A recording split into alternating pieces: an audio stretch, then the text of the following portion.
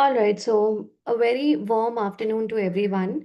My name is Sanjana Chauhan. I'm your verbal ability mentor. Welcome to the YouTube channel of Get Set Law by IMS, and welcome to another practice session targeting CLAT 2026. This would be practice session 14, and today, as usual, we are going to solve two passages targeting a logical reasoning section. All right, so this is practice session 14, which means there are 13 sessions that have already taken place, so you can definitely go for beginners, for the ones who are new to this, and take insights from those sessions as well. I'll also start sharing the screen, and we're just going to wait for a couple of seconds so that we have the right number of people to begin the session with. And today the passages that I have included are going to help you build on your basics, and this is especially for those for whom the basics are not that clear. So some of the questions, in fact I think most of the questions are going to be easy, barring a few, maybe one or two. Otherwise, I just wanted to ensure that all of you learn the basics well this time around. Having said that, I think it's time we begin just about now. Here we have the first passage. Okay, now this is a very easy to read passage because simply put, it talks about the benefits of being present in nature. So what are the benefits? It largely has an influence on somebody's emotional well-being. Okay, so that can be being present in nature includes walking in a forest, having a small garden, or keeping a few household plants. So there's a certain study also, right, which has been cited showing that patients at a hospital who had plants in their rooms, they reported less pain, lower blood pressure, less fatigue, less anxiety compared to the ones who did not have plants in their room. Okay. So what essentially happens is that the stress hormone cortisol, okay, that has been shown to lower with the plant interaction. So if there is an increased interaction with plants or increased interaction with nature, then it will lower the level of cortisol in your body, okay, which means lower rates of stress, lowering fatigue, irritability, and blood pressure. Okay, so this is the utility or the benefit that comes from gardening and caring for plants, because it can help people turn away from negative thoughts or emotions. Okay, now another very important point is the fact that houseplant collection has sort of become like a trend on social media. Okay, so it has also surfaced as a hobby because it enables people to experience greater comfort and beauty from the presence of living things sharing their space. Again, some mental health benefits have been cited here. Lowering stress. You see how a lot of the information here is repetitive in nature, right? It's redundant. Improving mood and increasing self esteem. Studies have also shown that plants and gardening increase productivity and levels of serotonin. Serotonin is another happy hormone. It's responsible for uplifting your mood. Okay, very simple passage. Okay, so rather than dwelling on the past or worrying about the future, plant care helps one focus on the present moment and provides a feeling of accomplishment. As simple as that. I don't even have to sort of summarize the passage because it in itself is very brief in nature. Okay, having said that, let's focus on the questions one by one. Here we have the first question. It's an assumption based question. Which of the following assumptions is likely made in the passage? Houseplant collections are solely driven by social media trends. Okay, now this is a wrong information. Firstly, this is not even an underlying piece of information. Assumption is always implicit. For the most part, you will never find it explicitly given in the passage. So there are multiple reasons using which we can eliminate option A. Then look at option B. The presence of nature has no impact on mental health. We wouldn't be writing the passage in the first place, right? Right? So option B is wrong. Look at C. Gardening and plant care have positive effects on emotional well being. Now, see, the idea of an assumption is that it is a very important premise. In order for the main argument or the conclusion to be valid, the assumption has to be valid. If I use the assumption negation technique here, and if I say gardening and plant care does not have any positive effects on emotional well being, would I be writing about the benefits of being present in the nature in the first place? No, right? So the correct assumption or the correct option is the one which, if you once negate, the entire argument also gets negated. So the correct option is option C. Patients without plants experience higher blood pressure. This has nothing to do with an assumption. This does not always have to be the case. Okay, it's cited as a part of the study, but the most important option choice here becomes option C. Let's take a look at the next question now. Okay, for the ones who are participating, it would be helpful if you could also respond in the live chat here. Okay, now this is a strengthen the argument. Like I said in the beginning, I've tried to include really, core critical reasoning questions this time around. Okay, so you have to strengthen the argument. The downside of the question is that the argument, the specific argument is not mentioned, but if this really happens, I wouldn't suggest you pre-think much because we don't have that sort of time, right? We cannot afford it. So you can just choose to go through the options one by one here. Look at A. Researchers have found no correlation between planned interaction and cortisol levels. Now, in the passage, it is given that with planned interaction, cortisol levels drop because cortisol is a stress hormone, right? This is how planned interaction positively affects it. So saying that there is no correlation is choosing the wrong option choice. How does it strengthen it directly? If anything, it weakens the passage. So A is out. Patients who engage in gardening activities are more likely to experience negative emotions. Don't you think this also weakens the argument here? So cancel B. Exposure to greenery has no effect on sociability or cognitive performance. Actually, greenery has that sort of impact on cognitive performance. So this also weakens, it doesn't strengthen. What we're left with by default is option D, which shows that studies show that plant care enhances mood and self-esteem. It leads to the production of serotonin also, right? So this definitely helps us strengthen the argument, making D the best option choice. The next question now, we have a weaken the argument presented in the passage. And I think the main argument here in the passage is the benefit that we get from, being around plants. Okay. So something that impacts it, something that directly attacks it. Patients in hospital rooms with plants, okay, they still reported high levels of pain. If that's the case, there is just no impact that plant interaction is having on improving their mental well-being. So this definitely weakens. Look at B. Tending to plants require a significant amount of time and effort causing stress, which means when we actually intend on taking care of plants, it will still result in us being stressed out. Don't you think it actually negates the effect? It negates the argument altogether. So B2 becomes a very strong weakener here, right? And the smarter way around would be that because I already have A and B as my correct options, it leads me to choose D as all of the above, right? And then obviously you can quickly just go through option C, which is the positive effects of planned interaction are always temporary. If they're never long lasting, then we wouldn't be really, appreciating it so much. The tone of the passage here, by the way, is that of appreciation, panegyric. We're focusing on the positives of it. So the best option choice here becomes option D. Next question. So, which of the following can be inferred about the effects of plant interaction on mental health? The effects largely are positive in nature. So, because if we do just like a little bit of pre thinking here, that way we can eliminate the options that are in the negative. Okay. So, look at A. Patients with plants in their rooms improved physical health. This is definitely in the positive, but the problem is we're focusing on improved emotional or mental well being and not physical health. So, we can cancel A, right? B says tending to plants can serve as a means of distraction from negative emotions. And this seems quite suitable in nature, but I want to be sure if I can eliminate C and D. House plant collections have become a popular hobby among social media users. Now, the thing is, this is something which is not that important an inference. Inference is simply put, I'm going into the technicalities of it. It's an unstated conclusion. Option C is stated in the passage. Okay. I can also say that in a way, option B is also stated. But if this happens, in an exam, if this happens, you go for something which is more relevant to the argument. So I can definitely cancel C. Exposure to greenery can degrade cognitive performance. The contradictory is mentioned, right? Which is that it improves cognitive performance, functioning of the mind, functioning of the brain. So the best option choice is option B, right? Sometimes you have to choose the better option of the lot. Take a look at question number 5 here. Now, again, we have an assumption based question. People who engage in gardening and plant care experience increased levels of cortisol, the stress hormone. See, very often we would try to test the students on how well they're able to, eliminate the negative options also.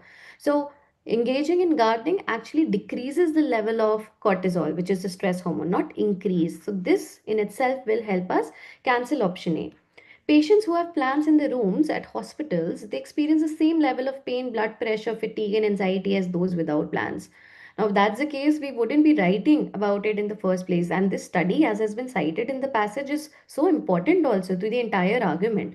So we cannot cite the wrong result here. So B definitely is not an assumption. Exposure to greenery in plants has no impact on mental health and well-being. Cancel option C, right? And we're left with D, which is that activities that promote focus, cognitive performance, mood improvement, such as, lesser amount of cortisol, increase amounts of serotonin. They are beneficial for individuals' overall well-being, right? And this is a correct assumption, because if they're not benefits, then definitely we won't be talking about the benefits that gardening or being around nature or plants bring to us. So that makes D the best option choice. And the last question for this passage is, all of the following are implied in the passage except. Now, always students, here except has been cited in bold, but on the off chance in the exam, it's just given in small caps also. Just understand you cannot, skip this thing, because if you actually overlook this, then I feel you will end up goofing up and marking the wrong option choice. So always be clear about these terms, which means out of the four options, all are implied except one. Okay, so I'm randomly going to choose the option. I look at C. It says exposure to greenery can contribute to improved mental well-being. Definitely given out. Caring for plants can help individuals stay focused on the present moment. This is given in the last part explicitly, hence out. Houseplants have become popular mainly because they require very little effort to maintain. Nowhere is this statement implied in the passage. They definitely have become popular. It's a very important social media trend, but not because they require very little effort to maintain. And also because it contains a quantifier mainly here, right? And I don't think I have to read option A, because I already have found my correct option. In this case, it is option B. And option A too is directly given in the passage, right? So the correct option is option B. All right, let's focus on the second passage for today's exercise. And this is important. This can be just like slightly tricky with respect to some of the questions. So it talks about procrastination. Everybody knows what procrastination is. It has also been defined here. Keywords are given. It's the act of unnecessarily, which is like something that's not really required, and voluntarily doing something of your own accord, doing something of your own volition, delaying or postponing something despite knowing that there will be negative consequences for doing so. Okay, and then the origin of the word in Latin is mentioned. If you want, you can just look at it, otherwise I'm choosing to skip this. The biggest misconception, so this is important, so we have certain misconceptions about it. The biggest one being that it's a time management problem. So generally we're of the assumption that if somebody is always procrastinating tasks or assignments, that has to do with the fact that the person is not able to manage their time well. But this is exactly what is being questioned, right? So the author goes on to say that if we make more lists or get a time management app, the thinking goes we'll be able to solve all our problems. But such methods rarely work, because procrastination is not so much about time management as much as it is about emotional regulation. So, what the passage is trying to argue is that procrastination happens because we are hardwired to choose feeling good in the moment over feeling good in the long term. So, we just look for, let's just say there's this term, instant gratification. We just want to be burden free in the moment, and we don't really look at it from a long term perspective, right? So this is also as old as a human condition. So it's not something that is unique, it's not something that has happened to everybody. Like, that doesn't happen to everyone. Okay, so wanting to feel good now is basically a human need. Unfortunately, delaying the necessary often creates feelings of guilt and shame. So this is the downside of procrastination. So in the moment when we procrastinate something, it leaves us feeling really good because we're really burden free, we feel light. But in the longer term, there are these bouts or pangs of guilt and shame that we can experience, right? When we read further, it says it ultimately becomes a vicious cycle, right? It's a loophole. The more you procrastinate, the more the cycle becomes entrenched and making us, feel even worse. Okay, so there are three steps recommended, which is that first, learn how to tell the difference between procrastination and purposeful delay. This is important. Whereas procrastination is often irrational, which means like it doesn't really make sense. There is no logic when you really want to randomly procrastinate a task. Okay. Purposeful delay tends to be rational. You complete an assignment the night before the pressure helps you perform. Okay, so what this first step implies is the first thing is to identify that what we are doing, is it really procrastination, which for the most part is irrational, or is it something that we are delaying but purposefully? Because maybe, let's just say, I have an examination a couple of days from now. I would just want to study, a day before the examination, because that way I feel, going by my experience, I'm able to study better. Performance pressure really helps me perform well. That could be an assumption here, right? So you need to differentiate between these two. Second is realize that when you're procrastinating, you're acting against your own self-interest. Okay. And lastly, learn to forgive yourself for messing up. That's it. So the passage is essentially busting some myths about procrastination, some misconceptions that we have, ultimately ending with a couple of suggestions. Okay. Let's read the questions now. First thing. Okay. Question number 7, main idea of the passage. And this, I believe, is a question which can catch a couple of you off guard. It says procrastination is a result of poor time management skills. Let me tell you, it's given explicitly. It's not so much about time management as much as it is about emotional regulation, right? So we can definitely cancel option A. Look at B.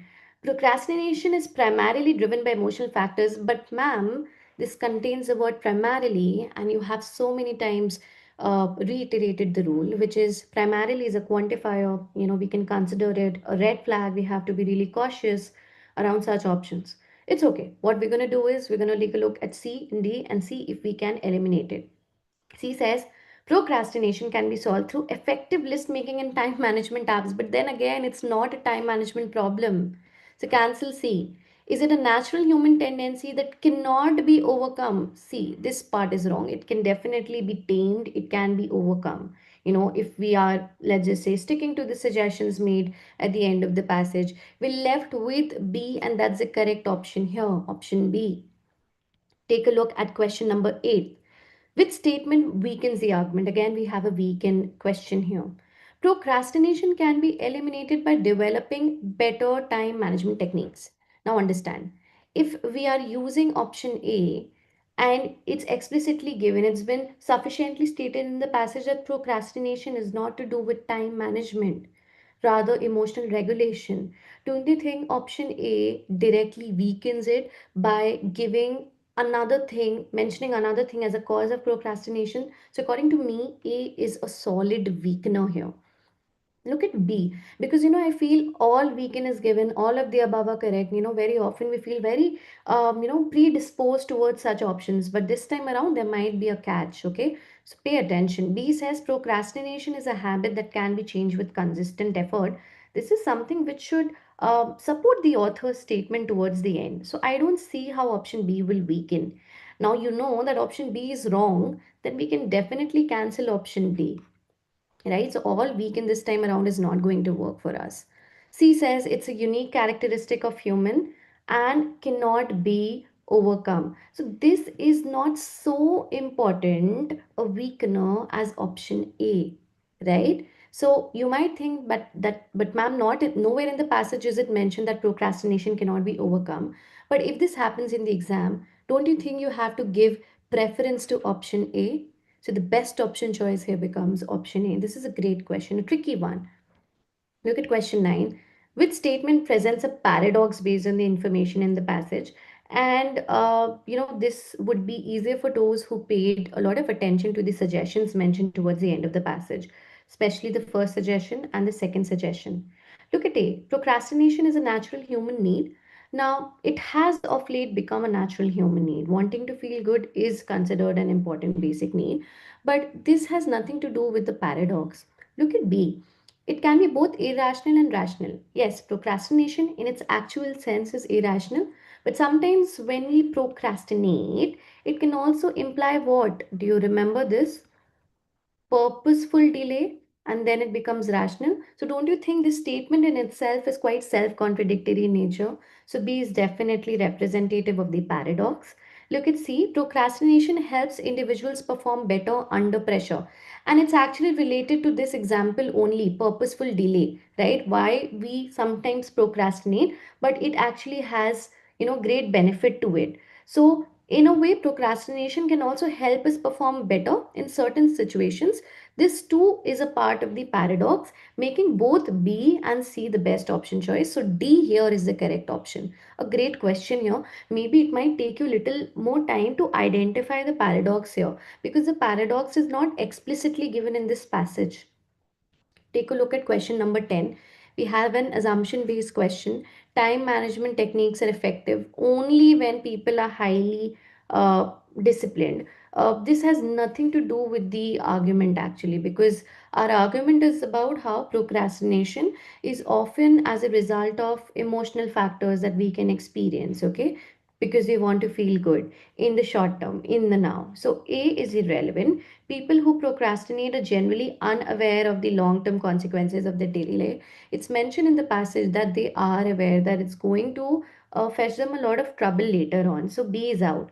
Okay, look at D also. Purposeful delay and procrastination cannot be distinguished. Definitely, we can differentiate between the two if we are more aware of what is happening. So, this is also not given, and the contradictory we can definitely infer.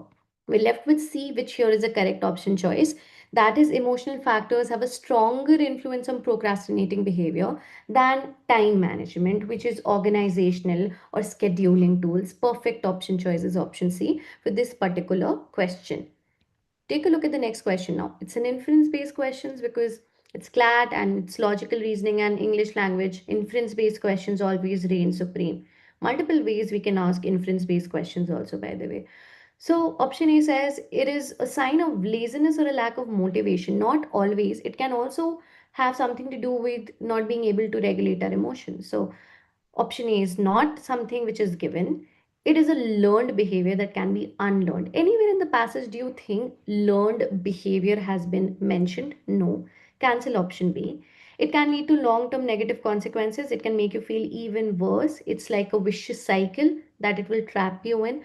Best option choice is C. Is it a desirable trait? Definitely not.